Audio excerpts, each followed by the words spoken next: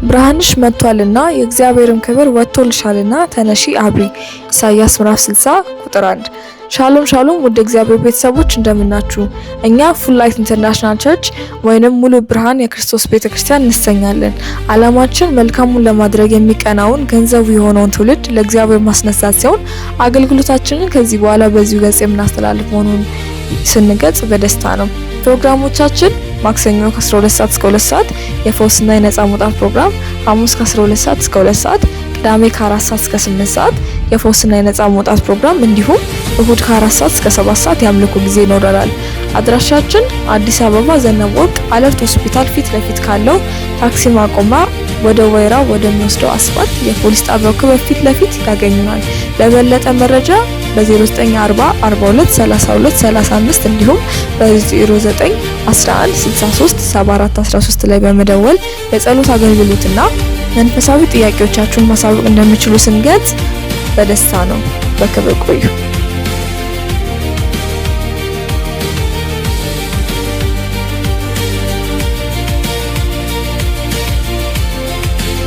ኢየሱስ ክርስቶስ በመስቀል ላይ ከተናገራቸው ቃላቶች መካከል አንደኛው ምንድነው የሚለው መሰላችሁ? የሚያደርጉትን አያውቁምና ምን በላቸው። ምን ማለት ነው? ሰው የሚያደርገውን አለማወቅ ራሱ በቃ ኃጢአት ነው ማለት ነው። የኃጢአት ይቅርታ አስፈልጎታል። ተመልከቱ፣ እኛ የምናደርገውን እናውቃለን። የማደርገውን አውቃለሁ ብሎ ስለዚህ ተመልከቱ፣ ሰው የምናደርገውን ማወቅ አለብን። እንደገና ምን እንደሆነንም ማወቅ አለብን። አሁን አንድ ሰው እሱ ዶክተር ሆኖ ነው ግንበኛ ነኝ ብሎ የሚያስብ ከሆነ ትንሽ አስቸጋሪ ነው። ልብስ ሰፊ ሆኖ እኔ ዶክተር ነኝ ብሎ ጋዋን ለብሶ የታመመ ሰው እዚህ ያለ እያለ ቢዞር አሁን ተመልከቱ፣ ከፍተኛ መዛባት ነው ይሄ ነገር። ምን ልላችሁ ፈልጌ ነው፣ ራሳችንን ማወቅ እንደገና ደግሞ የምናደርገውን ልናቅ ያስፈልጋል። በመጀመሪያ ደረጃ እኛ ምንድነን? አሁን እኛ ምንድነን? እኛ ማንን? አዎ ልክ ነው። ምናልባት ብዙዎቻችሁ እኔ ክርስቲያን ነኝ ትላላችሁ። ትክክል ነው፣ ክርስቲያን ናችሁ። እግዚአብሔር ይመስገን ስለ ክርስትናችሁ። ጥሩ ነው ክርስቲያን መሆናችሁ ማወቃችሁ። ሌላ ግን ልናቅ የሚገባው ዋና እውነት ምን መሰላችሁ? እኛ ሯጮች ነን። ማንነትን ወቅ ሯጭ ነን። አሜን፣ ሯጮች ነን። ይሄ ማንነትን ልታቅ ያስፈልጋል ወገኖቼ። ሯጮች ናችሁ። እንደውም ነገሩን በደንብ ጠበቅ አድርጌ ልንገራችሁና የሰው ዘር በሙሉ ሰው ሁሉ ሯጭ ነው። ልዩነቱ ምንድነው? የሚሮጠው የሩጫው አይነት ይለያያል እንጂ ሁሉም ሰው የሚሮጠው ሁሉም ሰው ሯጭ ነው። በክርስቶስ ያልሆኑ ሰዎች ሯጮች ናቸው። እኛም ሯጮች ነን፣ ግን ሩጫው ይለያያል። ቶሎ ብሉና አንደኛ ጴጥሮስ ምዕራፍ 4 ላይ በጣም ላሳያችሁ። ተመልከቱ፣ ማንነትን እወቅ ወንድሜ። ሯጭ ነህ፣ ሯጭ። አንደኛ ጴጥሮስ ምዕራፍ 4 ላይ ከቁጥር 1 ጀምሮ ላንብብላችሁ። ክርስቶስም በስጋ ስለኛ መከራ ስለተቀበለ ከእንግዲህ ወዲህ በስጋ ልትኖሩ በቀረላችሁ ዘመን እንደ እግዚአብሔር ፈቃድ እንጂ እንደ ሰው ምኞት እንዳትኖሩ እናንተ ደግሞ ያን ሐሳብ እንደ ዕቃ ጦር አድርጋችሁ ያዙት። በስጋ መከራን የተቀበለ ኃጢአት ትቷልና። በደንብ እሱ ከዚህ በታች የአሕዛብን ፈቃድ ያደረጋችሁበት በመዳራትና በስጋ ምኞት በስካርም በዘፈንም ያለ ልክ በመጠጣት ነውሩም ባለበት በጣዖት ማምለክ የተመላለሳችሁበት ያለፈው ዘመን ይበቃልና። በዚህም ነገር ወደዚያ መዳራት ብዛት ከነርሱ ጋር ስለማትሮጡ እየተሳደቡ ይደነቃሉ ይላል። ቁጥር 4 በዚህም መዳራት ብዛት ከነርሱ ጋር ምን ስለማትሮጡ። ተመልከቱ፣ ክርስቶስ ኢየሱስን የሕይወታችሁ ጌታና አዳኝ አድርጋችሁ ስትቀበሉ ከነሱ ጋር የነበረውን ሩጫ አቁማችሁ አሁን ከቅዱሳን ሁሉ ጋር አዲስ ሩጫ ጀምራችኋል። ነገር ግን በፊት እኛ ምን እናደርግ ነበር? በክርስቶስ ሳንሆን በፊት ካላችሁኝ ከነሱ ጋር ከአሕዛብ ጋር ክርስቶስን ከማያውቁ ሰዎች ጋር አብረን ምን ነበርን? እንሮጥ ነበር። ምን ማለት ነው? ምኖች ነበርን ካላችሁኝ ሯጭ ነበር።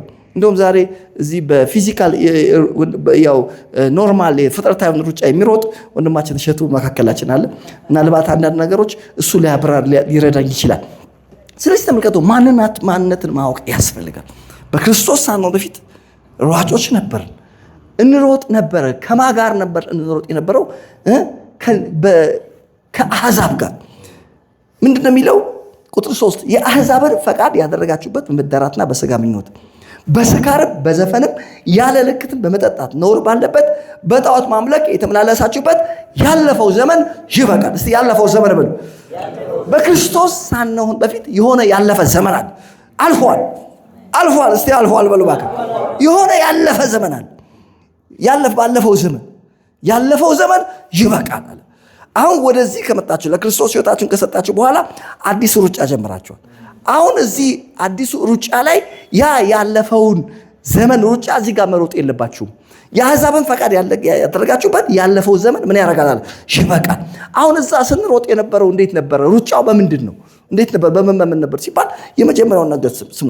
የአሕዛብን ፈቃድ ያደረጋችሁበት። በመጀመሪያ ደረጃ የአሕዛብን ፈቃድ እያደረግን ነበር። ወይም ደግሞ በአየር ላይ ስልጣን እንዳለው አለቃ ፈቃድ የስጋችንና የልቦናችን ፈቃድ እያደረግን በስጋችን ምኞት ነው ነበር። የሰይጣንን ፈቃድ፣ የስጋችንን ፈቃድ፣ የልቦናችን ፈቃድ ነበር የምናደርገው። በክርስቶስ ሳንሆን በፊት ሯጮች ነበር። የምናደርገው ስንፈጽም የነበረው ፈቃድ የማንን ፈቃድ ነው? የአሕዛብን ፈቃድ። ብዙ አይነት ፈቃዶች አሉ። የአሕዛብ ፈቃድ የሚባል አለ። በአየር ላይ ስልጣን ያለው አለቃ ፈቃድ አለ። ሁሉም አንድ ነው፣ ይስማማሉ ሶስቱ። የስጋችን ፈቃድ የሚባል አለ። እነዚህ ሶስቱ አንድ ናቸው። እነዚህ ተመልከቱ። እነዚህን የስጋችንን ፈቃድ እናደርግ ነበር። በአየር ላይ ስልጣን ያለውን አለቃ ፈቃድ እናደርግ ነበር። የልቦናችን ፈቃድ እናደርግ ነበር። በክርስቶስ ሳንሆን በፊት እንሮጥ የነበረው ሩጫ እንደዚህ አይነት ነበር። የዚህ አይነት እንቅስቃሴ ነበር ስናደርግ የነበረው። ነገር ግን እዚህ ሐዋርያው ጴጥሮስ ምን ብሎ ይናገራል? የአሕዛብን ፈቃድ ያደረጋችሁበት ያለፈው ዘመን ይበቃል። ይበቃል በሉ ባካችሁ። የኢትዮጵያ ሬዲዮ የዛሬ 20-30 ዓመት አካባቢ አንድ ፕሮግራም ነበረው። ይበቃል፣ በኤችአይቪ መያዝ ይበቃል የሚል ፕሮግራም ነበረው። ያ ከዚህ የተወሰደ ነው። ተመልከቱ። የአሕዛብን ፈቃድ ያደረጋችሁበት ያለፈው ዘመን ምን ያደርጋል? እስቲ ይበቃል በሉ ባካችሁ። የማንም ፈቃድ? እንኳን ደስ ያላችሁ። የአሕዛብን ፈቃድ ከማድረግ በአየር ላይ ስልጣን ያለውን አለቃ ፈቃድ፣ የሰይጣንን የአጋንንትን የርኩሳን መናፍስትን ፈቃድ፣ የስጋችንና የልቦናችን ፈቃድ ከማድረግ ዛሬ ነግራችኋለሁ። እግዚአብሔር ደረጃችን ከፍ አድርጎ የልዑል እግዚአብሔርን ፈቃድ ወደ ማድረግ መጥተናል። አሁን ሩጫችን ተቀይረዋል። ክብር ለእግዚአብሔር ይሁን። የእግዚአብሔር ልጅ ኢየሱስ ክርስቶስ ሌላ ሩጫ ሰጥቶናል። የሚገርማችሁ የአሕዛብን ፈቃድ ስናደርግ በነበረ ሰዓት በምን ነበረ ስንሮጥ የነበረው ሲባል የመጀመሪያውን ነገር ስሙ። የመጀመሪያው ነገር ምንድን ነው? በመዳራትና በስጋ ምኞት። ተመልከቱ። በመዳራትና በስጋ ምኞት፣ በስጋችን ምኞት ነበር እንኖር የነበረው።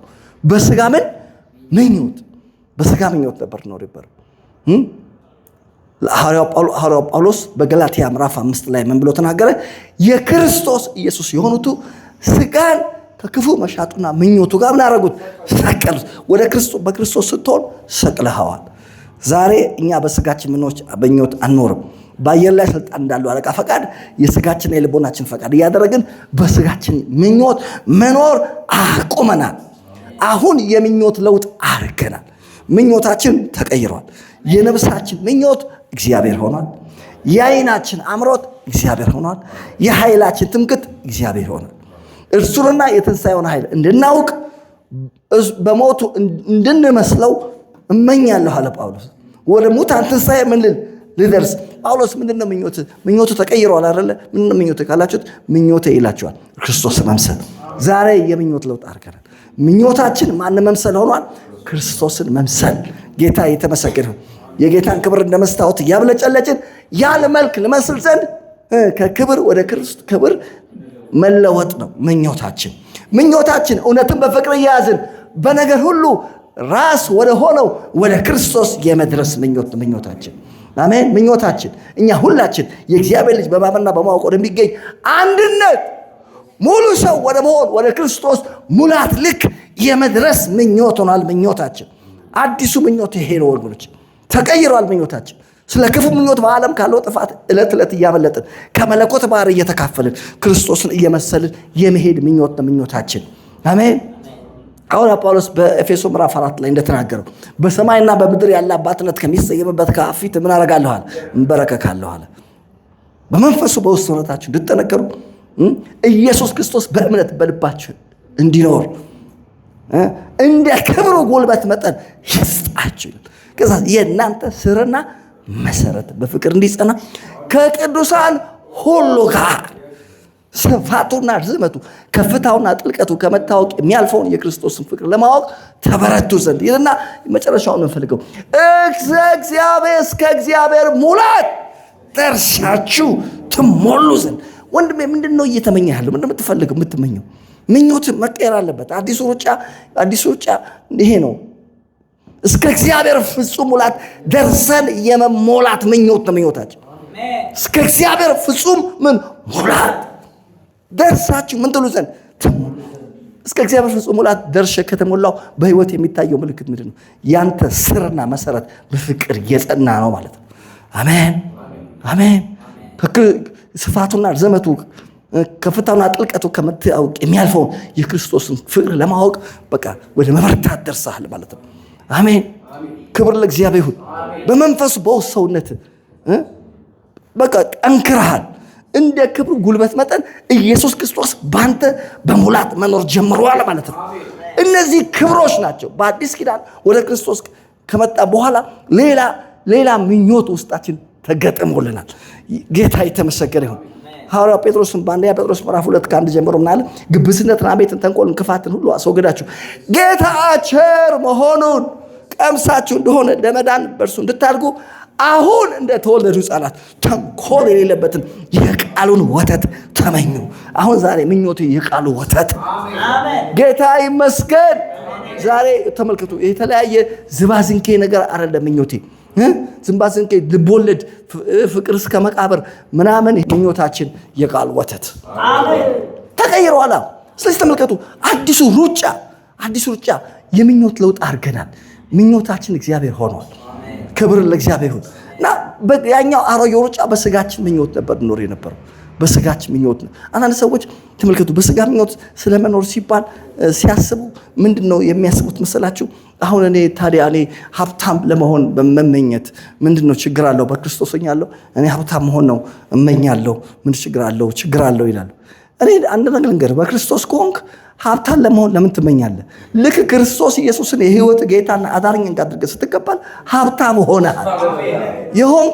የሆንከውን መመኘት ራሱ አንተ ማንነትን አታውቅም። የማንነት ቀውስ አጋጥመዋል ማለት ነው። አሁን አንድ ሰው ወንድ የሆነ ሰው እኔ ምኞቴ ወንድ ለመሆን ነው፣ ወንድ መሆን እመኛለሁ ቢል ወስጄ ነው የማሳክመው። ለምን ካላችሁኝ የሆነውን ስለማያውቅ ማለት ነው። ክርስቶስ ኢየሱስን የእውነት የህይወት ጌታና አዳኝ አድርገህ ከተቀበልክ፣ የእውነት በእርግጥ ዳግመኛ ከተወለድክ፣ ይሄ ሰማይና ምድር የፈጠረው እግዚአብሔር እሱ አባትህ ከሆነ በዛ ሰዓት አንተ ሙሉ በሙሉ ተመልከት፣ በብርና በወርቅ በከብት ብቻ አይደለም፣ በነገር ሁሉ ባለጠጋ ሆነሃል። በነገር ሁሉ ወገኖቼ፣ ሰው የሚያስፈልገው የብር የወርቅና የከብት ብልጥግና ብቻ ሳይሆን በነገር ሁሉ ባለጠጋ መሆን ያስፈልገዋል። በሁሉ ነገር ያንተ ሊሆን ያስፈልጋል። ጌታ ይመስገን። እንደውም ባበሻ ተረት ለምን አልነግራችሁ? አንዳንድ ሰዎች ምንድነው የሚሉት? ኢትዮጵያውያን አንድ ተረት አለን አይደል? ካለው ተወለድ ወይ ካለው ተጠጋል። ምን ማለት ነው? ክርስቶስ ኢየሱስን የህይወት ጌታና አዳኝ አድርገህ ስትቀበል ካለው ከእግዚአብሔር ተወልደሃል፣ ካለው ከእግዚአብሔር ምን ብለሃል? ተጠግተሃል። አሁን ጠቅላይ ሚኒስትር አብይ አህመድ አንድ ልጅ ከጎዳና አንስተው ቤተመንግስት አስገብተውታል እና ቤተመንግስት ከገባ በኋላ እኔ ደሃ ነኝ ምናምን ቢል መታሰር ነው ያለበት። ልክ እሳቸው ሲቀበሉትና ቤተመንግስት ሲያስገቡት ሙሉ በሙሉ የእሱ ነገር አብቅልቶለታል። እሱ ምን ሆኗል? ሀብታም ሆኗል። እና አንድ ቀን እንደው ሀብታም መሆን ነው መመኘው ይላል ቢል ትንሽ የጤንነት ቀውስ ስላጋጠመው ነው ማለት ነው። ልክ እዛም ቤተመንግስት ሲገባ የእሱ ነገር አልቆለታል። አሜን። ክብር ለእግዚአብሔር ይሁን። ለምን ካላችሁኝ የኢትዮጵያ ጠቅላይ ሚኒስትር ክቡር አብይ አህመድ እንደ ልጃቸው አድርገው ተቀብለውታል። ከዛ የተነሳ የእሳቸው የሆነ ሁሉ የእሱ ሆኗል። ልክ እንደዚሁ አንተም ልክ አንቺም ክርስቶስ ኢየሱስ ስትቀበይ የእግዚአብሔር የሆነ ሁሉ ያንቺ ሆኗል። ስለዚህ አንድ ቀን ሀብታም እሆናለሁ ብለሽ መመኘት አያስፈልግሽም። ኦልሬዲ ሆነሻል። ጌታን ስትቀበይ ሆነሻል። ጌታን ስትቀበል ሆነሃል። ነገር ሁሉ ያን እናንተ ሆኗል። ሐዋርያ ጳውሎስ በአንደኛ ቆሮንቶስ ምዕራፍ 3 ቁጥር 23 አካባቢ እንደተናገረው ማለት ነው የቆሮንቶስ ሰዎች ችግር ውስጥ ነበሩ እና እኔ ኬፋ ነኝ እኔ ጳውሎስ ነኝ እያሉ ሲጨቃጨቁ ስነ ስርዓት ያዙ አላቸው። ኬፋ ጳውሎስ የእናንተ ነው፣ እንደውም ልጨምርላችሁ አለ ነገር ሁሉ የእናንተ ነው። ህይወት ሞትም ያለው ይመጣው ነገር ሁሉ የማን ነው? የእናንተ ነው።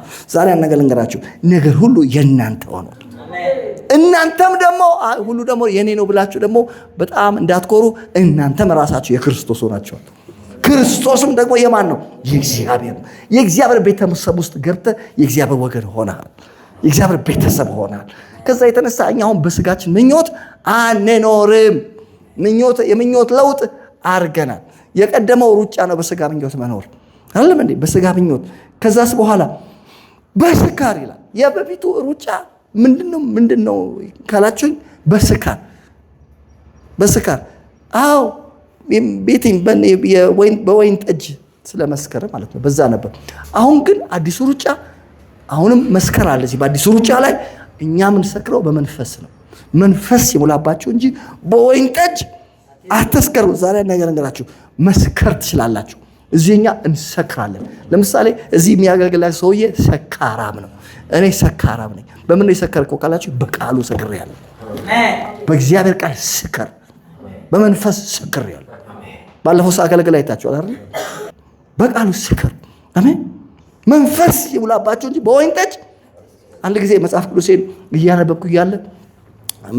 እያነበብኩ አዲስ አበባ ወደ ክፍለ ሀገር የሚወጣ አንድ መኪና ነበር እና እዛ ውስጥ ቁጭ ብዬ፣ እኛ የምንኖረው አንድ 40 ኪሎ ሜትር የሚርቅ ከተማ ውስጥ ነበር የምንኖረው እና እዛ ቁጭ ብዬ መጽሐፍ ቅዱሴን አውጥቼ ማንበብ ጀመርኩ እና እዛ መኪና ውስጥ የነበሩ ሰዎች መነጫነጭ ጀመሩ። ምንድነው የሰውዬ ስነ ስርዓት የለውም እንዴ ያበዛው ምናምን አሉ። እኔ ደግሞ አልገባኝም ምንድነው የተፈጠረው ብዬ፣ እኔንም ደግሞ አልመሰለኝም። ሳይ እኔን ነው ለካ የሚያናግሩት። ምን ሆናችሁ? ምን ነው ችግራችሁ አልኳቸው። ከኔ ጋር ነው? አዎ አንተ ጋር ነው። ምን ነው ችግራችሁ? ችግራችንማ አንተ ይሄንን መጽሐፍ እንዴት እዚህ ታነባለህ? እንዴት እዚህ አሉኝ። እንዴ እናንተ አላወቃችሁም? ስላላወቃችሁ እኮ ነው። ዘዳግም ምዕራፍ 6 ቁጥር 4 ላይ እስራኤሎች ስማ፣ እግዚአብሔር አምላክ አንድ እግዚአብሔር ነው፣ እርሱንም በፍጹም ልብ፣ በፍጹም ነፍስ፣ በፍጹም ኃይል ምን በል ውደድ። እንዴት አድርጌ ነው የሚወደው ሲባል እኔ የማዝህ ይህንን ቃል በልብህ ያዝ። እንዴት አድርጌ ሊያዝ? በመንገድ ስትሄድ፣ በቤት ስትቀመጥ፣ ስትተኛ፣ ስትነሳ ተጫወተው፣ ለልጆችም አስተምረው፣ በቤት ውስጥ እንደ መቃን ይሁንልህ ተብሏል። በመንገድ ስትሄድ ስለሚል በመንገድ ስንሄድ ይህንን ቃል ማንበብ እንዳለበት ይናገራል። አይ በቃ አናምንም፣ ከመጽሐፉ ካላሳየህን አናምንም አሉ። ዘዳግም ምዕራፍ 6:4 አወጣሁና ጋቢና ለነበረችው ነበረች፣ በጣም ትንሽ በጣም እየተከራከረች የነበረችው አወጣሁና ሰጠዋል። አየችው፣ አነበበችው። ካነበቡት በኋላ ምንድነው ያሉት? ምን አለች መሰላችሁ? አዎ ልክ ነው ቃሉ እንደዛ ይላል፣ ብቻ እኛ አንድ ነገር እንፈራለን አሉ። ምንድነው የምትፈሩት ስላቸው፣ ጭንቅላት ላይ እንዳይወጣ አሉኝ። ስሙ አልኳቸው፣ እኔ ጭንቅላቴ ላይ እንዲወጣ ነው የምፈልገው አልኳቸው። ፖለቲካን ጭንቅላት ላይ ወጥቶ ከሚያዞር፣ የኑሮ ውድነት ጭንቅላት ላይ ወጥቶ ከሚያዞር የእግዚአብሔር ቃል ይግባና ይቆጣጠር። መስከር ትችላላችሁ በቃል። ጌታ ይመስገን። የእግዚአብሔር ቃል ሊቆጣጠረን ይገባል። ለዛ ነው መጽሐፍ ቅዱስ የእግዚአብሔር ቃል በሙላት ይኑርባችሁ፣ የጠራችሁበት የክርስቶስ ሰላም በልባችሁ ይገዛያል። የእግዚአብሔር ቃል በስቶ ተባስቶ እኛን ሞልቶ ሊገዛ ያስፈልገናል። ክብር ለእግዚአብሔር። ስለዚህ በዚህ በአዲሱ ሩጫ መስከር የሚቻለው በቃሉ ነው። እንደገና ደግሞ መንፈስ ይሙላባችሁ። እስቲ መንፈስ ይሞላብኛል በሉ እስቲ። አዎ መንፈስ ይሙላባችሁ እንጂ በወይን ጠጅ አትስከሩ። ለምን ሲባል ይህ ማባከን ነው። እንዴት ነው የሚሞላብህ ሲባል በመዝሙርና በዝማሬ በጸጋው ለእግዚአብሔር ዘምሩ። በመዝሙርና በዝማሬ እርስ በርሳችሁ መንፈሳዊ ቅኔ ተቀኙ እያለ ይናገር። ስትዘምር ስታመልክ መንፈስ ምን ይልብሃል? ይሞላብሃል። ስለዚህ መሞላት ትችላለህ። በምን? በመንፈስ። ይሄ የአዲሱ ሩጫ ባህሪ ነው።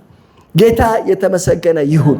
ያኛው ግን በምንድን ነው? በወይን ጠጅ ነው እየተባለ ያለው ነገር። ሯጭ ነን። በክርስቶስ ሳንሆን በፊትም እንሮጥ ነበር። አሁንም ደግሞ አዲሱ ሩጫ ተሰጥቶናል። እዚህ ጋር ቀጥሎ ምን እንደሚለው በዘፈን፣ ከዛ በስካር፣ ቀጥሎስ በዘፈን። በክርስቶስ ሳንሆን በፊት እንሮጥ የነበረው በምን ነበረ? በዘፈን ነው። ዘፈን ማለት ነው ልንገራችሁ። ዘፈን ማለት በፈጣሪ ፋንታ የተፈጠረውን ማምለክ፣ የተፈጠረውን ማገልገል ነው። አሁን ዘፋኞች ምን ነው እያደረጉ ያሉት ካላችሁኝ፣ የተፈጠረ እያመለኩ ነው፣ የተፈጠረ እያገለገሉ ነው። ተመልከት፣ ዛሬ እንደዚህ ብላችሁ እንኳን ደስ ያላችሁ። የተፈጠረን ከማምለክ የተፈጠረን ከማገልገል ፈጣሪን ወደ ማምለክና ወደ ማገልገል እንኳን ደህና መጣችሁ። በክርስቶስ ሳንሆን በፊት እናገለግል ነበረ፣ እንደገና ደግሞ እናመልክ ነበር። እናገለግልና እናመልክ የነበረው የተፈጠረን ነው። የተፈጠረን እናገለግል ነበር፣ የተፈጠረን እናመልክ ነበር። እግዚአብሔር ደረጃችንን ከፍ አድርጎታል። ዛሬ የተፈጠረ በእኛ ዘንድ አይመለክም። ፈጣሪን እናመልካለን፣ ፈጣሪን እናገለግላለን። ጌታ ይመስገን። ለዛ ነው ሮሜ ላይ እንደዛ ነው የሚለው በፈጣሪ ፋንታ የተፈጠረውን ስላመለኩና ስላገለገሉ ይላል። ጌታ የተመሰገነ ነው። ስለዚህ ተመልከቱ፣ የበፊቱ ሩጫ ያ ነበረ። ዘፈን ሴት ወንዱን ያመልካል አይደል እንዴ? ድሮ በእኛ በነበርን ጊዜ የዛሬ 30 ዓመት አንዳንድ ዘፋኞች ነበሩ። ምን ብሎ ይዘፍን ነበር? አንዱ መድኃኒቴ ለሕይወቴ እያለ ይዘፍን ነበር፣ ለሴቷ ወንዱ ማለት ነው። ክብር ለእግዚአብሔር ይሁን። ዳዊት ደግሞ እኛ ደግሞ ስንዘምር እግዚአብሔር ብርሃኔና መድኃኒቴ። እባክህ ደረጃን ከፍ አድርጎታል። ደረጃ ከፍ ብሏል። መድኃኒት እግዚአብሔር ነው ትላለህ። በክርስቶስ ሳትሆን በፊት መድኃኒቴ እያልክ ሰውን ለሰው እንዘፍን ነበር። ጌታ የተመሰገነ ይሁን። አሁን ዘፈን ሳይሆን እኛ አሁን ያለን መዝሙር ነው። አዲሱ ሩጫ መዝሙር ነው። በመዝሙርና በዝማሬ በጸጋው ለእግዚአብሔር ዘምሩ። እነግራችኋለሁ፣ ማንኛውም ዜማ ለእግዚአብሔር ያልተዜመ ከሆነ፣ ለሰው ከሆነ፣ ለተፈጠረ ነገር ከሆነ በሙሉ ዘፈን ነው። ለቅዱሳን ሰዎች ሊሆን ይችላል፣ ለመላእክት ሊሆን ይችላል። ለእግዚአብሔር እስካልሆነ ድረስ ምን እንደሆነ ታውቃላችሁ? ዘፈን ነው። ምድር ሁሉ እልል በሉ በደስታ ለእግዚአብሔር ዘምሩ ይላል መዝሙር 100 ላይ። መዝሙር የሚዘመረው ለማን ነው? ለእግዚአብሔር ነው። ለተፈጠረ አይዘመርም፣ ለተፈጠረ ዜማ አይቃኝም። አሜን። ለተፈጠረ ከሆነ እሱ ምንድነው? ዘፈን። እንኳን ደስ ያላችሁ፣ ሩጫችን ተቀይሯል። ዛሬ እኛ እንዘምራለን። ለማን እንዘምራለን? ለእግዚአብሔር እንዘምራለን። አዎ ሯጭ ነን። የበፊቱ ሩጫ ያ ነበር። ተመልከቱ። ከዛ ምንድን ነው የሚለው?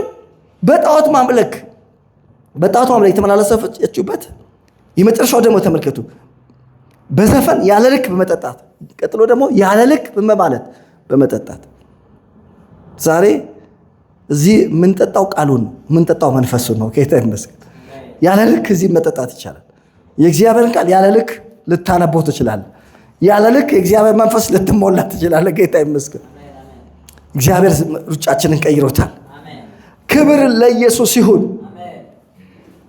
ነውር ባለበት፣ የመጨረሻው ነውር ባለበት በጣዖት በማምለክ የተመላለሳችሁበት ያለፈው ዘመን ይበቃል። የበፊቱ ሩጫ ጣዖት አምልኮ። ጣዖት ማለት ተመልከቱ፣ የግድ የሆነ ፎቶግራፍ አስቀምጣችሁ ለመስገድ አይደለም። ከእግዚአብሔር በላይ የምንወደው ነገር ካለ እሱ ጣዖት ነው። አሁንም በክርስቶስ አንዳንድ ሰዎች አንዲት ባለፈው ተነግረኝ ነበር። ምን አለች? ሊፕስቲክ ሳልቀባ መሄድ አልችልም አለች። ምን ማለት እንደሆነ ታውቃላችሁ? ሴትየዋ ሊፕስቲክ ምን ሆኖባታል? ጣዖት ሆኖባታል። አንዳንድ ሰዎች የሆነ ነገር ከጎደላቸው ሰማይ ይደፋባቸዋል። ምንድነው ካላችሁኝ? ጣዖት ሆኖባቸዋል። አላያቸው? አንዳንድ ሰዎች እዚህ በርካቶ በፊት በጣም በተደጋጋሚ ይቃጠል ነበር። ሰዎች ሱቃቸው ሲቃጠል ራሳቸውን ያጠፋሉ። ለምን? ጣዖት ነው፣ አምላካቸው ነው። አምላክ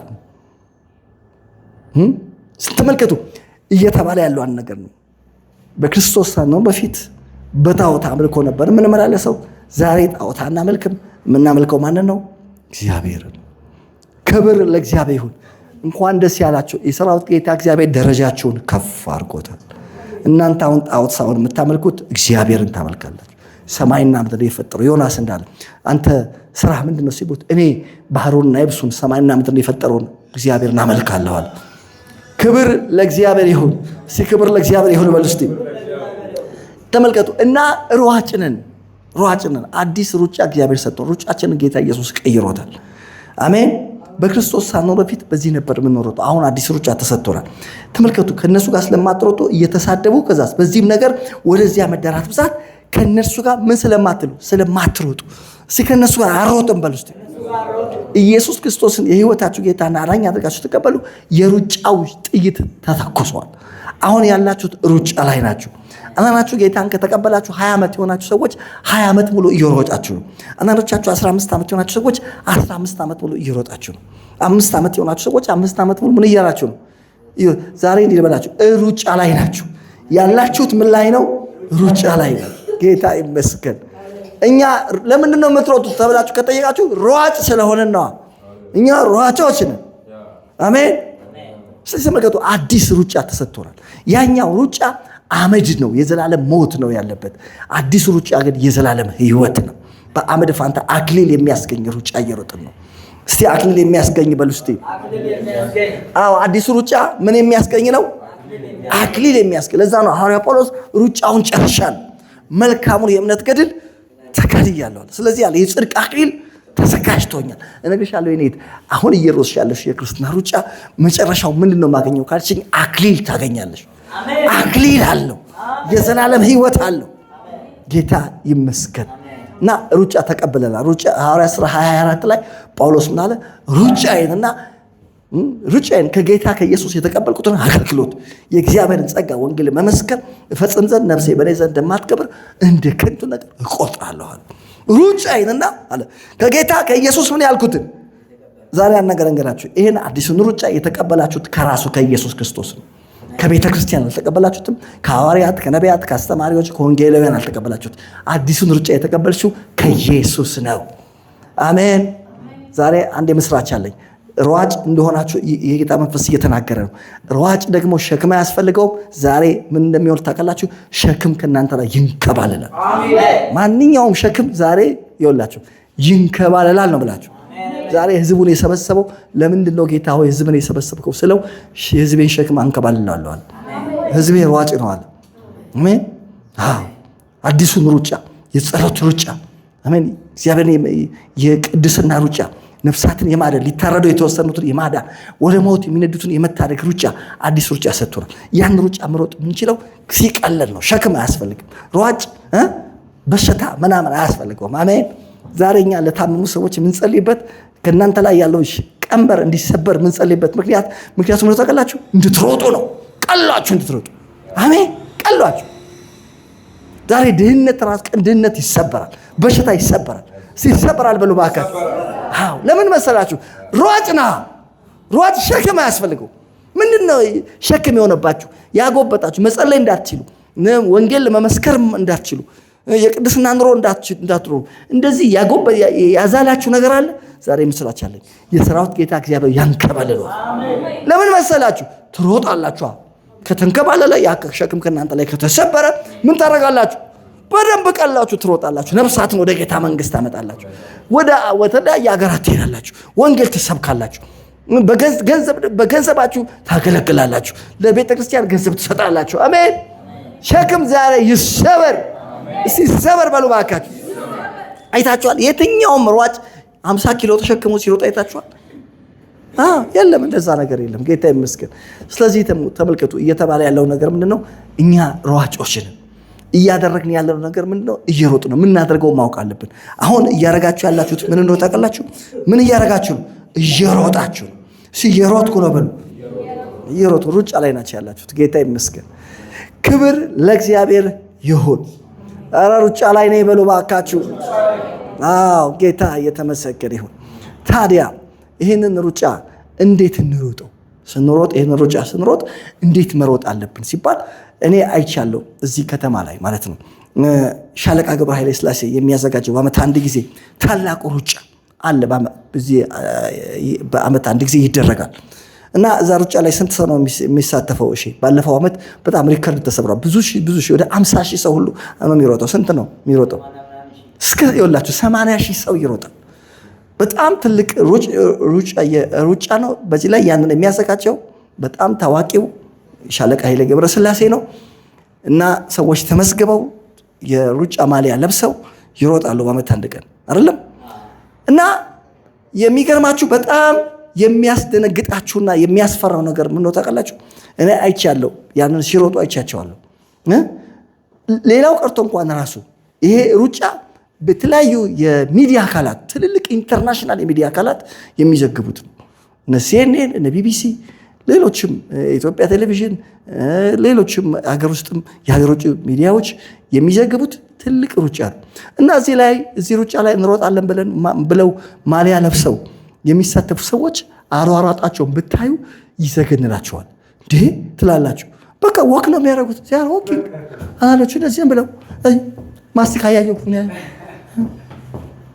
አንዳንዶቹ እንደው እዛው እየተካከፉ ጓደኞቹ ሰልፊ እየተነሱ ፎቶግራፍ ፎቶ ቀጭ ዘራኒንግ እየሮጡ እኮ ነው። ሴኔን እኮ እየቀረጻቸው እኮ የሚገርም ሯጭ ተብሎ ማለት ነው።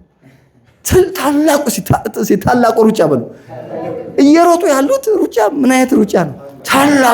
ታላቁን ሩጫ እየሮጡ በቃ እንደውም ማሊያውን ራሱ ተልክለው ምናምን በቃ እንደዚህ ወክ በጌታ በኢየሱስ እኛ እንደሚገባ እንሮጣለን። ሯጭ ከሆነን እንደዚህ እየቀለድን ፎቶግራፍ እየተነሳን ወሬ እያወራን ተያይዘው ወሬ ሁሉ ያወራሉ። ትናንትና እንዴት ነበር? ስራ ጥሩ ነው ምናምን ይባባላል። ሩጫ ላይ ሆነ በኢየሱስ ስም የተሰበረ ይሁን። እስኪ የተሰበረ በለው እባካችሁ። የእነሱ ሩጫ ጊዜያዊ ሩጫ ነው። ዋናውን ሩጫ የምንሮጥ እኛ የእውነት የእኛ ሩጫ ነው። ስምክ ታላቅ ሩጫ መባል ካለበት ታላቅ መባል አለበት። የትኛው ሩጫ ነው? እኛ የምንሮጠው ሩጫ ነው። ታላቅ ሩጫስ የእኛ እንጂ የእነሱ አይደለም። ዛሬ ይህን ስም ወደ ቤተ ክርስቲያን መለስኩት። እንደዛ እኮ ነው በመጽሐፍ ቅዱሳችን ታላቁ ተልኮ ይባላል። ታላቁ ተልኮ ማቴዎስ ምዕራፍ 28:18 አይደለም? ታላቁ ተልኮ ማቴዎስ 28:18 ወደ ዓለም አሕዛብን በአብ በወልድ በመንፈስ ቅዱስ እያጠመቃቸው እኔ ያዘዝኳችሁ እያስተማራችሁ ደቀ መዛሙርቴ አድርጓቸው እነሆ እስከ ዓለም ፍጻሜ ድረስ ከእናንተ ጋር ነኝ። ታላቁ ተልኮ ታላቁ ትእዛዝ የሚባለው ባልንጀራህን እንደ ራስህ በል ውደድ። ጌታ ይመስገን ታላቅ የሚባል ነገር ያለው ቤተ ክርስቲያን ነው እንጂ ውጭ አይደለም። ስለዚህ ተመልከቱ፣ ዛሬ ልበላችሁ እናንተ እየሮጣችሁ ያላችሁ ታላቁን ሩጫ ነው። ስለዚህ እንዴት እንሩጥ የሚለውን ተናግሬ ቀጥታ ወደ ጸሎት ነው የምንገባው። ይኸው እንዳትሮጡ ያደረጋችሁ በሽታን እናራግፈዋለን፣ ጉስቁልናን እናራግፈዋለን። ማንኛውንም ሸክም ዛሬ በክርስቶስ ኢየሱስ ስም እንመታዋለን። እስቲ ይመታ በሉ እባካችሁ። ሸክም ትፈልጋላችሁ እንዴ እናንተ? ሯጭ ከሆናችሁ ሊቀልሽ ይገባል። ሌሊት አሜን፣ ሊቀልህ ይገባል። ጤነኛ መሆን አለባችሁ። ገና ስንት ስራ አለ። ገና ምድራችን መች ተጎበኘች። ገና ነፍሳችን መች ዳኑ። ገና መች ዘር ማንዘራችሁን ቤተሰባችሁን ገና መች ወረሳችሁ። ስንት ስራ አለብን። ስለዚህ ተመልከቱ፣ እኛ ሸክም አያስፈልገንም። ሸክም መንከባለል አለበት። ሐዋርያ ጳውሎስ በዕብራውያን ምዕራፍ 12 ከአንድ ጀምሮ እንደተናገረ ዕብራውያን ምዕራፍ 12 ከአንድ ጀምሮ ሲናገር ምን አለ? የእምነታችን ጀማሪና ፈጻሚ የሆነውን ኢየሱስን ምን ብለን ተመልክተን፣ ስለዚህ ያለ ሸክምን ሁሉ ቶሎ የሚከበድን ኃጢአት አስወግደን ከዛስ በኋላ ምንም በፊት ለፊታችን ያለውን ሩጫ በትዕግስት ምን በል እንሩጥ። ዛሬ አንድ ምስራች አለኝ። ከፊት ለፊታችሁ ሩጫ አለ። አንዳንዶቻችሁ የመልእክት እየሰማችሁ አዎ ዛሬ ገብቶኛል ሯጭ እንደሆንኩ አውቄያለሁ፣ ወይኔ በደንብ አልሮጥኩም ምናምን፣ በደንብ አልጸለይኩም፣ በደንብ ቃሉን አላነበብኩም፣ በደንብ አላመለኩም የምትሉ ሰዎች ዛሬ ለእናንተ የምስራች አለኝ። የምስራችሁ ምን ታውቃላችሁ? ሩጫው አላለቀም። ከዚህች ሰዓት ቀጥሎ ከዚህ ቀን በፊት ለፊታችሁ ሩጫ አለ። በፊት ለፊታችሁ ያለውን ምን ተባለ? ሩጫ። በፊት ለፊታዬ ምን ያለው ፓስተር? እኔ በፊት ለፊቴ ምን እንዳለ አላውቅም ካላችሁ ዛሬ እነግራችኋለሁ። በፊት ለፊታችሁ ሩጫ አለ። ነፍሳትን የማዳን ሩጫ፣ እግዚአብሔርን የማምለክ የማክበር ሩጫ፣ የትውልድ ቀንበር የመስበር ሩጫ፣ ለብዙዎች በረከት የመሆን ሩጫ አለ ከፊት ለፊት። እስቲ ሩጫ አለ በሉ እባካችሁ። እናንተ ስራ ፈትና ፍሬ ቢስ አይደላችሁ። ምን ዝም ብሎ ያለ ጥቅም የሌላችሁ ዝም ብላችሁ እዚህ ምድር ላይ እየተቀመጣችሁ ሳትሆኑ እናንተ ለአገር በረከት ናችሁ። ክብር ለእግዚአብሔር ይሁን። እናንተ የምድር ጨው ናችሁ። እናንተ የዓለም ብርሃን ናችሁ። ብርሃናችሁ ገና በሰው ሁሉ ፊት ይበራል። ትውልዱ መልካሙን ስራችሁን አይቶ እግዚአብሔርን ያከብራል። አዎ ስራ አለ፣ ሩጫ አለ። እስቲ ያለ በሉ እባካችሁ። ከፊት ለፊታችሁ ትልልቅ ስራ አለ። ልክ እንደ ኢያሱ እኛ አንሆንም። ኢያሱ በቃ ደከመ። ወደ 31 ነገስታት ድል ካደረገ በኋላ እግዚአብሔር መጣና ኢያሱ አለ አንተ አርጅተሃል፣ ገና ያልተወረሰ ስንት ከተማ አለ። በኢየሱስ ስም የእርጅና መንፈስ ከኛ ላይ ይሰበር። አዎ ልብ የሚያረው ፊዚካል ልብ እኮ ያረጃል። ዛሬ ልባችን ይታደሳል። እንደገና ለመሮጥ እንነሳለን። ክብር ለእግዚአብሔር ይሁን። አዎ ምክንያቱም ይህን ራሱ አዲሱን ሩጫ መቀበል ራሱ ትልቅ እድል የሩጫ ለውጥ እግዚአብሔር በእኛ ማድረጉ አሜን። ስለዚህ እንዴት እንሩጥ የሚለውን ተናግሬ ነው የምጨርሰው። ምን ጸልዩ እንዴት እንሩጥ? ቅድም እንደነገርኳችሁ በታላቅ ሩጫ ላይ ሲሮጡ እንደነበሩ እንደዛ እንዳሸዋፊዎች እጅ ለእጅ ተያይዘው እንደሚቀልዱትና ሰልፊ እንደሚነሱት ሳይሆን እንዴት እንሩጥ? እንደሚገባ እንሩጥ። ዋጋ እንደሚቀበል ሰው፣ እንደሚያሸንፍ ሰው እንሩጥ። ውጤት እንደሚያመጣ ሰው እንሩጥ። አሯሯጣችንን እናስተካክል። ቶሎ በሉና አንድ ጥቅስ እናውጣ። መጽሐፍ ቅዱስ ክፍል አንደኛ ቆሮንቶስ ምዕራፍ 9 ላይ ምዕራፍ 9 ቁጥር 24 ላይ አዲሱ መደበኛ ትርጉም የያዘ ሰው ካለ እሱን እንዲያነብልኝ እፈልጋለሁ። በዛም እንዲነበብ በዚህ ማነብላችኋለሁ። አሁን የቆሮንቶስ ውድድር የሚሮጡ ሰዎች እንደሆኑ ሽልማቱን የሚቀበለው ግን አንድ ብቻ እንደሆነ አታውቁምን? እሺ፣ ሽልማቱን እንደሚቀበል ሰው ሩጡ። ክብር ለእግዚአብሔር ይሁን። ይሄ አዲሱ መደበኛ ትርጉም ነው። ሽልማቱን እንደሚቀበል ሰው ሩጡ። ምኑን እንደሚቀበል ሰው? ቅድም የነገርኳችሁ ሰልፊ እየተነሱ እያወሩ ማስቲካ እያኘኩ የሚሄዱት ሽልማቱን የሚቀበሉ ይመስላችኋል? በኢየሱስ ክርስቶስ ስም ዛሬ እኔም እናንተም አሯሯጣችንን እናስተካክላለን። እንዴት እንሮጣለን ከተባለ አሁን የእግዚአብሔር ሰው ደጌ እንዳነበበው አሜን፣ ሽልማቱን እንደሚቀበል ሰው በጌታ በኢየሱስ ስም እንሮጣለን። ድካም በኢየሱስ ስም ይሰበር። እስቲ ይሰበር በሉ እስቲ። እንዳንጸልይ ያደረገ ድካም የተሰበረ ይሁን። እንዳንመሰክር ያደረገ ድካም ይሰበር። እንዳናገለግል ያደረገ ድካም ይሰበር። ይሰበር በሉ ባካችሁ። ቸልተኝነት ይመታ። በቸልተኝነት አንሮጥ። እግዚአብሔር ይመስገን። ሁለተኛ ዜና 29:11 በጣም ደስ ይለኛል። በወቅቱ የነበሩትን ካህናት ሕዝቅያስ ሰበሰበና ምን አለ?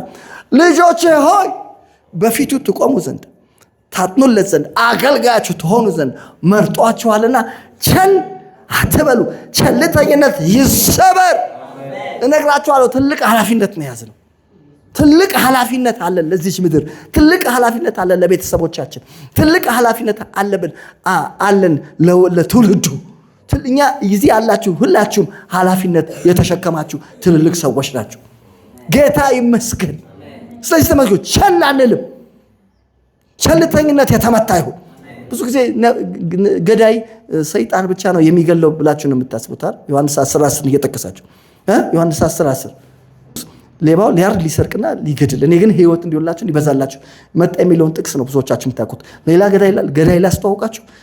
በምሳሌ ምዕራፍ 1 ቁጥር 30 አካባቢ ስታዩ ምን እንደሚል ታውቃላችሁ?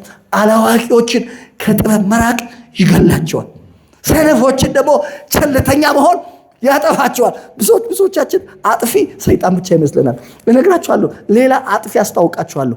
ልንመታው የሚገባው አጥፊ እሱ ምን ይባላል መሰላችሁ? ስንፍና ይባላል። ስንፍና ዛሬ ከኔም ከእናንተ በላይ ይመታል። እስቲ ይመታ በሉ ባካችሁ። አዎ ቢገርም እኮ ነው። አላዋቂዎችን ከጥበብ መራቅ ምን ይላቸዋል? ይገላቸዋል። ሰይጣን ገደላቸው እኮ አይልም። ማነው የገደላቸው አለ? ከጥበብ ማለት እባካችሁ ወደ ጥበብ እንቀርባለን። ሰነፎችን ደግሞ ቸልተኛ መሆን ያጠፋቸዋል። እነዚህ ሰዎች ያጠፋቸው ምንድን ነው? ቸልተኛ መሆን ነው። ዛሬ በጌታ በኢየሱስም ቸልተኝነት ይሰበራል። አዎ በትልቁ በጣም በመጽሐፍ ቅዱሳችን ውስጥ በጣም ረጅም ምዕራፍ ያለው ትልቁ መጽሐፍ መዝሙረ ዳዊት ነው። ገና መጽሐፉ ሲጀምር አስጠንቅቆ ነው የጀመረው። ገና ወደ መጽሐፉ ከመግባት በፊት ስነ ስርዓት ያዛል። ሁሉም ሰው ምስጉን አይደለም፣ ሁሉም ሰው የተባረከ አይደለም አለ። ገና ሲጀምር እኮ ነው ትልቁ መጽሐፍ።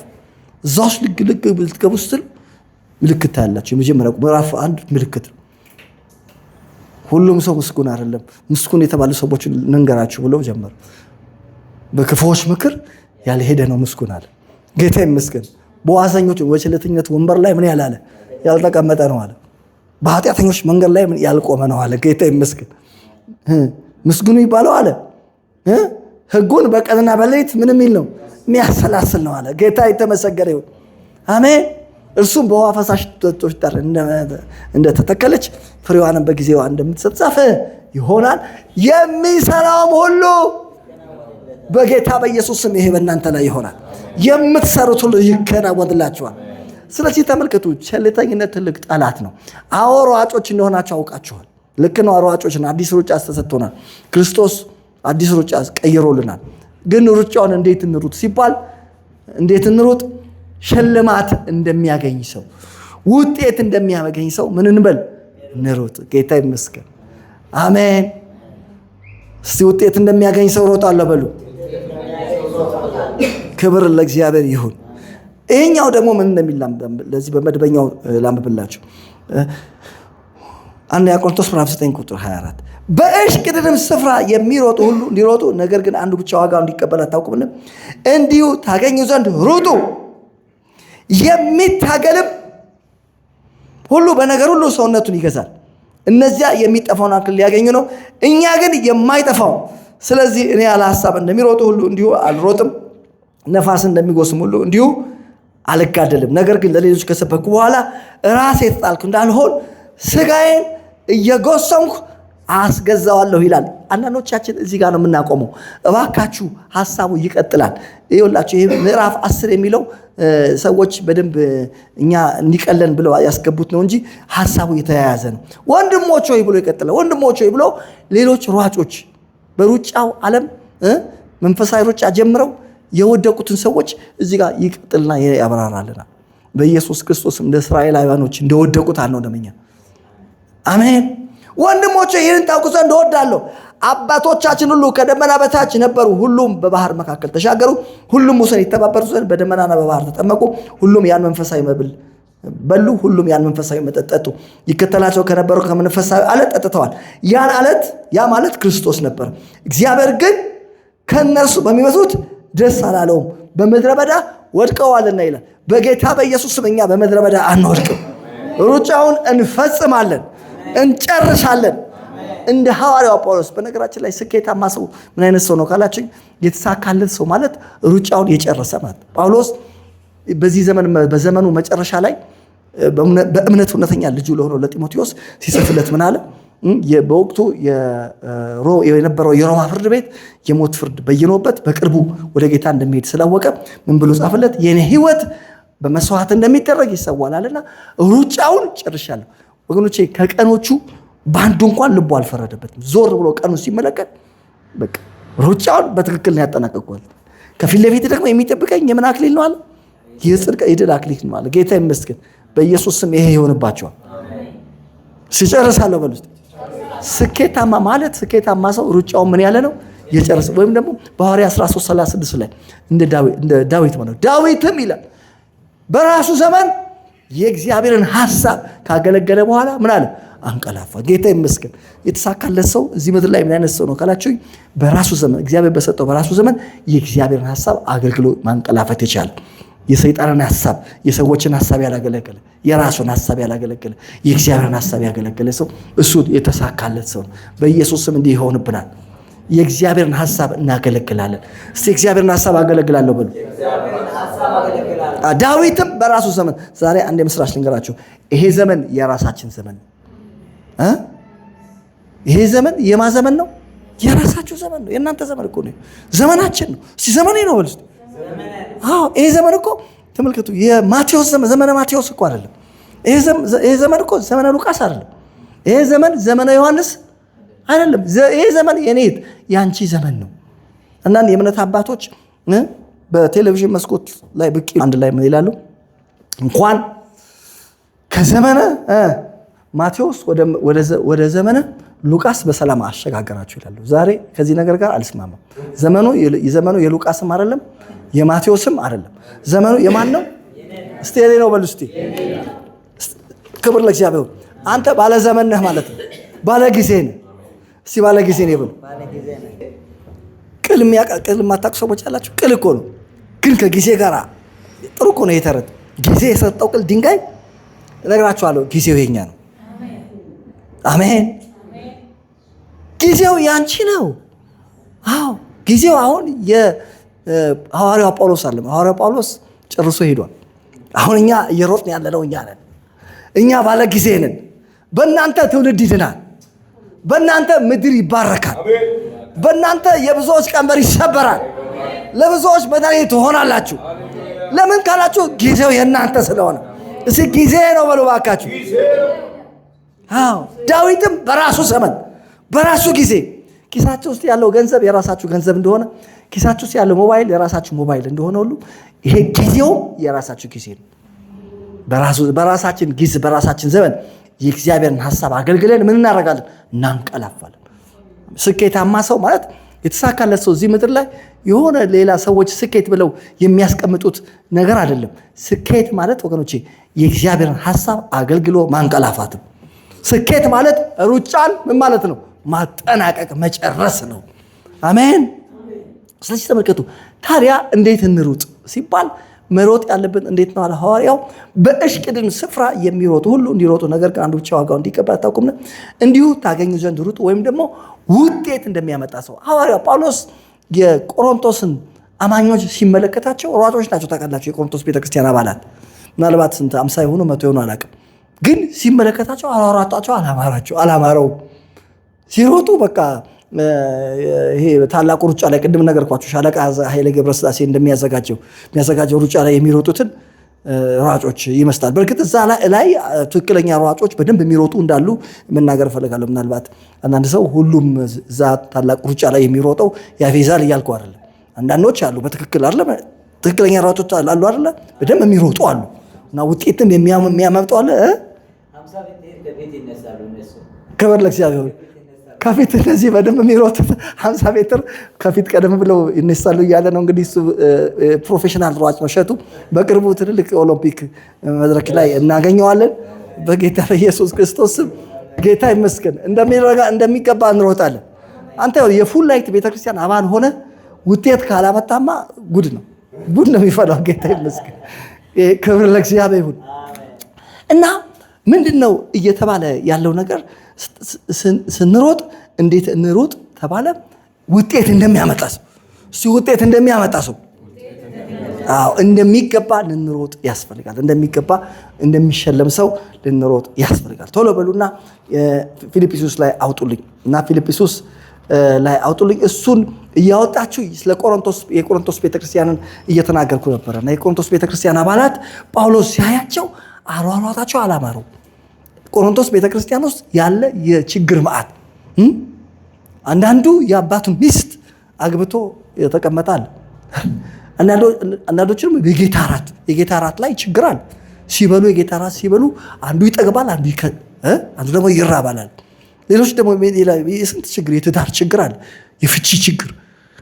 ቆሮንቶስ ቤተክርስቲያን ማለት በጣም በችግር የተጠቀጠቀ ቸርች ነው እና አሯሯጣቸውን ሲያዩ አላማረው። ሌላስ የቆሮንቶስ ችግር ሌላ ምን ነበር ችግራቸው? የጭቅጭቅ የዲቪዥን የመከፋፈል በቃ እኔ የጳውሎስ ነኝ፣ እኔ የኬፋ ነኝ፣ እኔ የኢየሱስ ነኝ፣ ዞር በል ምናምን ቤተክርስቲያን ውስጥ እኮ ሲያያቸው እንዴ እነዚህ ሰዎች ምን እየሆናችሁ ነው አላቸው። እናንተ ምን እንደሆናችሁ አታውቁም? እናንተ እኮ ሯጭ ናችሁ አላቸው። ሯጭ ናችሁ እኮ ክርስቶስ ኢየሱስ ላይ ሕይወታችሁ ጌታና አዳኛችሁ ስትቀበሉ እናንተ ሯጭ ናችሁ። ያላችሁት ሩጫ አለ። አሯሯጣችሁን ሳየው አላማረኝም አለ። ምን ብሎ ጻፈላቸው? በአንደኛ ቆሮንቶስ ምዕራፍ 9 ቁጥር 24 ላይ በእሽቅድምድም ስፍራ ሁሉ እንዲሮጡ አንዱ ብቻ ዋጋው እንዲቀበል አታውቁምን? እንዲሁ አለ። ውጤት እንደሚያመጣ ሰው እንደሚሻለ ሰው ሩጡ፣ አስተካክሉ አላቸው። እስራኤላኖችን አታያቸው እና በምድረ በዳ ወድቀዋል። በሚበዙት እግዚአብሔር ደስ አልተሰኘም። ስለዚህ እንደነሱ መሆን የለባቸውም። እነሱ እንደከሰሩ ልትከስሩ አይገባም። ውጤት እንደሚያመጣ ሰው መሮጥ አለባቸው። አሯሯጣችሁን አስተካክሉ ብሎ ሲጽፍላቸው ትመለከታላችሁ። እና እንዴት እንሩጥ? እንደሚገባ እንሩጥ። አሜን። እስኪ እንደሚገባ እሮጣለሁ በሉ እና ፊልጵስዩስ ላይ ያለውን እናውጣ። እንደሚገባ መሮጥ ያለብን እንደሚገባ የሚገባ ለዚህ ሩጫ የሚገባል። ፊልጵስዩስ የሐዋርያው የጳውሎስ መልእክት ወደ ፊልጵስዩስ ሰዎች ምዕራፍ 1 ላይ ቁጥር 26 ይሁን እንጂ መጥቼ ባያችሁ ወይም ደግሞ ብርቅ በአንድ ልብ ስለ ወንጌል ሃይማኖት አብራችሁ እየተጋደላችሁ። አንዳንዶቻችሁ ሃይማኖታችሁን ታውቃላችሁ። ሃይማኖታችሁን ማታውቁ ሰዎች ዛሬ ልንገራችሁ። እኔ ሃይማኖትማ ክርስቲያን ነኝ ምናምን ትችላላችሁ። አዎ ክርስቲያን ናችሁ፣ ግን በመጽሐፍ ቅዱስ ያለ ትክክለኛ የሃይማኖታችሁ ስም ወንጌል ይባላል። ለዛ ነው ሐዋርያው ስለ ወንጌል ሃይማኖት አሜን። ምን እያላችሁ? እየተጋደላችሁ። የሚገርም ነው። ይሁን እንጂ መጥቼ ባያችሁ ወይም ደግሞ ብርቅስ በአንድ ልብስ ለወንጌል ሃይማኖት አብራችሁ እየተጋደላችሁ በአንድ መንፈስ እንድትቆሙ ስለ ኑሯችሁ እሰማ ዘንድ ለክርስቶስ ወንጌል እንደሚገባ ኖሮ በአንድስ እንኳን በተቃዋሚዎች አትደንግጡ። ይህ ለእነሱ የጥፋት ለእናንተ ግን የመዳን ምልክት ነው። ይህም ከእግዚአብሔር ነው። ይህ ስለ ክርስቶስ ተሰጥቷችኋልና ስለ እርሱ መከራ ደግሞ ልትቀበሉ እንጂ በእርሱ ልታምኑ ብቻ አይደለም። በእኔ ያያችሁት አሁንም በእኔ እንዳለ የምትሰሙት ያው መጋደል ደርሶባችኋል አለ። ስለዚህ ምን ይላል እዚህ ቦታ ላይ? በጣም የሚገርማችሁ ነገር በጣም ወሳኝ ነገር ሲነግራችሁ ታያላችሁ። ስለ ወንጌል ሃይማኖት እየተጋደላችሁ በአንድ መንፈስ እንድትቆሙ ለኢየሱስ ክርስቶስ ወንጌል እንደሚገባ ተመልከቱ። ዝም ብሎ መኖር አለ፣ እንደሚገባ መኖር አለ። ዝም ብሎ መሮጥ አለ፣ እንደሚገባ መሮጥ አለ። በኢየሱስ ስም እንደሚገባ እንኖራለን። ክርስትና ኖሮ ነው። እስቲ እንደሚገባ ኖራለሁ ብሎ ባካችሁ። አዎ እንደሚገባ ልኖር ይገባል። ጌታ ይመስገን። እንደሚገባ ልንሮጥ ያስፈልጋል። ተመልከቱ። አሁን መልበስ አለ፣ እንደሚገባ መልበስ አለ። አሁን እናንተ ወደ ቤታችሁ ከመጣችሁ በፊት ቤታችሁ ውስጥ ዝም ብላችሁ ነው የለበሳችሁ። ሁለት አይነት ነጠላ ጫማ አድርጋችሁ የነበራችሁ ሰዎች ያላችሁ አለም እንዴ? አንዱ የተቀዳደደ ቲሸርት ሁሉ ያረጋል። ለብሳችኋል እኮ ግን እንደሚገባ ምን አላችሁ? አልለበሳችሁም። አሁንስ ወደ ቸርች ስትወጡ ከቤት ስትወጡ እንዴት ነው የለበሳችሁት? ይሄ ወንድማችን ሱፉን ለብሶ አይደል የመጣው? በጣም ፈቀቅ ብሎ ቤት ውስጥ ግን እንደዚህ እንዳልነበር እርግጠኛ ነኝ። በቃ ያልሆነ አለባበስ ለብሶ ነበር። ስለዚህ መልበስ አለ፣ እንደሚገባ መልበስ አለ። መብላት አለ፣ እንደሚገባ መብላት አለ። በየመንገዱ አሁን ዝም ብላችሁ ስናክ ምናምን የሆነ አንዳንድ ነገር እየበላችሁ ብትሉ እንደሚገባ አልበላችሁ። በስርዓት ደግሞ በደንብ ቁጭ ብላችሁ በምሳ ሰዓት ስትበሉ ደግሞ እሱ እንደሚገባ መብላት ይባላል። ለክርስቶስ ኢየሱስ ወንጌል መኖር አለ፣ እንደሚገባ መኖር ይባላል። መሮጥ አለ፣ እንደሚገባ መሮጥ ይባላል። ጌታ ይመስገን። ስለዚህ እንዴት እንሩጥ? እንደሚገባ እንሩጥ። እንደሚገባ ሮጣለሁ ብሎ ምን ማለት ነው? ለእግዚአብሔር መንግስት ይገባዋል ወይ? አሁን የኛ አሁን ያለን ትጋት አሁን አለን የምንለው መሰጠት እያደረግነው ያለነው እንቅስቃሴ ልኩ ላይ ይደርሰናል ወይ? ልኩ ነው ይመስላችኋል? እኔ እንግዲህ ስለእናንተ አላውቅም። እኔ ግን እንደሚገባ ገና አልሮጥኩም። ክብር ለእግዚአብሔር ይሁን። ለእግዚአብሔር መንግስት ይሄ ነው የሚገባው። ጸሎት በ24 ሰዓት ውስጥ 30 ደቂቃ ነው የሚገባው ይመስላችኋል? ወንጌል ለማያምኑ ሰዎች ወንጌል መመስከር በሳምንት አንድ ቀን ለአንድ ሰው መመስከር ነው ይመስልሃል ወንድሜ? ኧረ እባካችሁ ደረጃውን ከፍ እናደርገዋለን። ይሄን እግዚአብሔር መንግስት የሚመጥን አይነት ሩጫ እንሮጣለን። እንዴት እንሮጥ ሲባል እንደሚገባ እንሮጥ። በአንደኛ ተሰሎንቄ ምዕራፍ 2 ቁጥር 12 ላይ ተመሳሳይ ነገር ሲናገር ታያላችሁ። አንደኛ ተሰሎንቄ ምዕራፍ 2 ቁጥር 12 ላይ ወደ መንግስቱና ወደ ክብሩ ለጠራችሁ ለእርሱ እንደሚገባ ትኖሩ ዘንድ እንለምናቸዋለን ይላል። እስኪ አውጡት አንደኛ ተሰሎንቄ ላይ። ጌታ ይመስገን። አንደኛ ተሰሎንቄ ምዕራፍ 2 ቁጥር 11 እና 12 ወደ መንግስቱና ወደ ክብሩ ለጠራችሁ ለእግዚአብሔር እንደሚገባ ትመላለሱ ዘንድ እየመከርና እያጸናን እየመሰከርንላችሁ አባት ለልጆች እንደሚሆን ለእያንዳንዳችሁ እንደሆንን ታውቃላችሁ። ወደ መንግስቱና ወደ ክብሩ ምን ላላችሁ? ለጠራችሁ። ዛሬ ያን የምስራች ነገራችሁ። የሰራዊት ጌታ እግዚአብሔር ወደ መንግስቱ ጠርቷችኋል። ወደ ማያልፈው መንግስት፣ ወደ ዘላለም መንግስት የመጣ ነው። ወደሚያልፈው መንግስት አይደለም።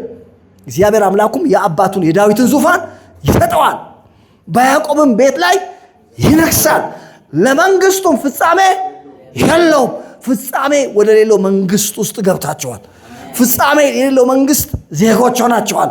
ስለዚህ ለዚህ መንግስት የሚመጥን ሩጫ አሜን ያስፈልጋል። ወደ መንግስቱ ቀጥሎስ ወደ ክብሩ የሰራዊት ጌታ እግዚአብሔር ወደ ክብሩ ጠርቷችኋል። አሜን።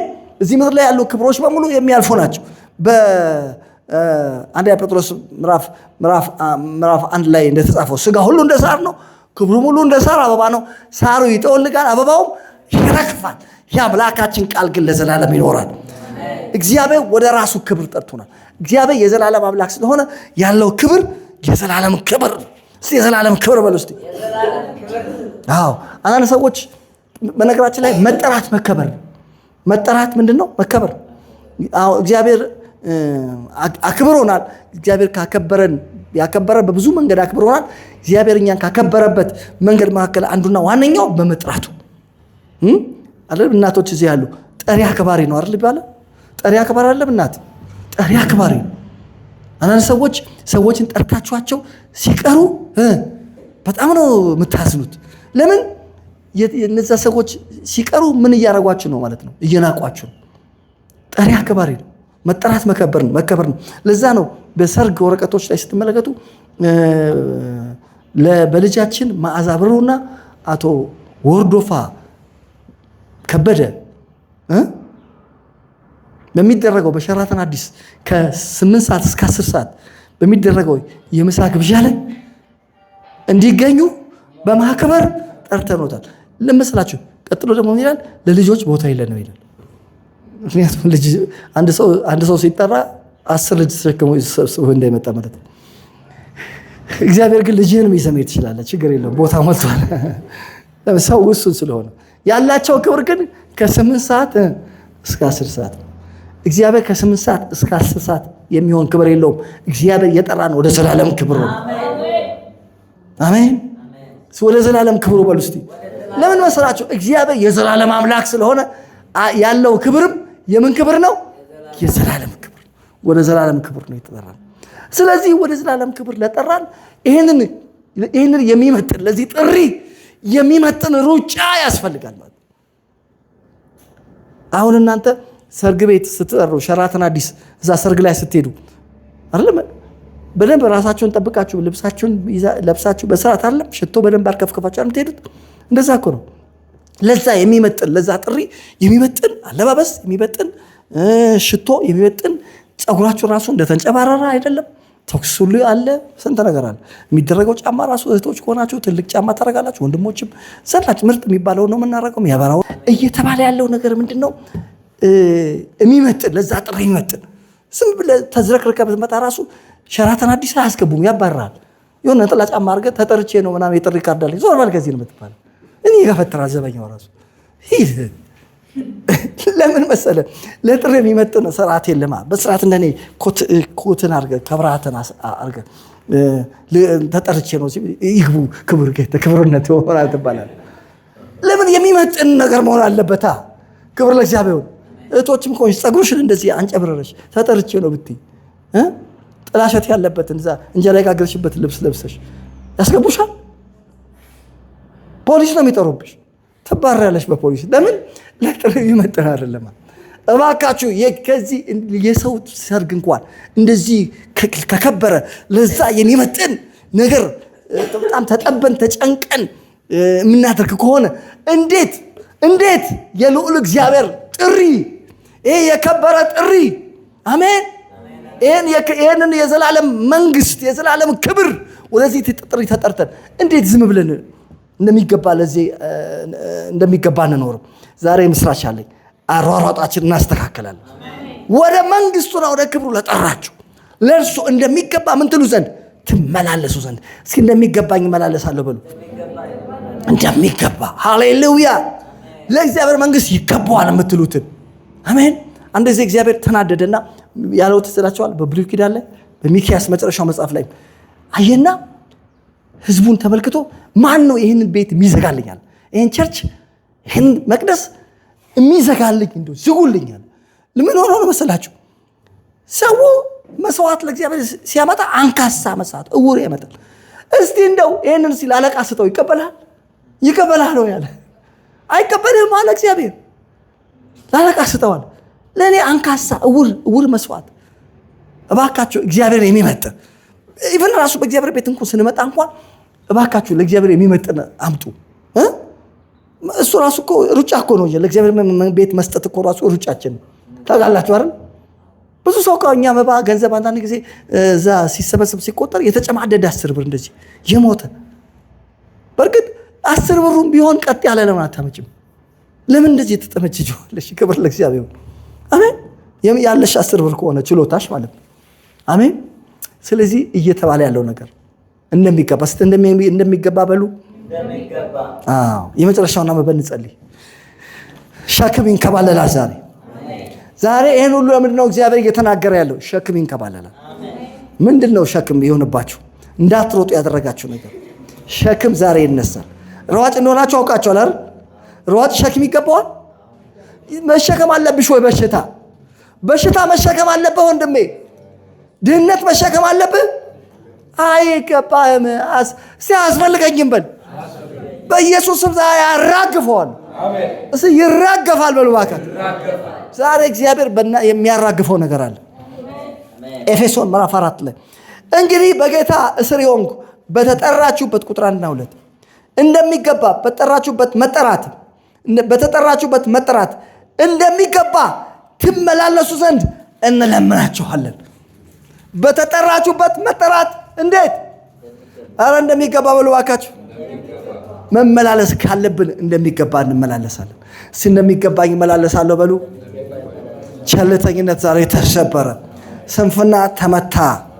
በኢየሱስም ዛሬ ኃይላችን ይታደሳል። ቆመን እንጸልያለን። ሃሌሉያ ሃሌሉያ ሃሌሉያ።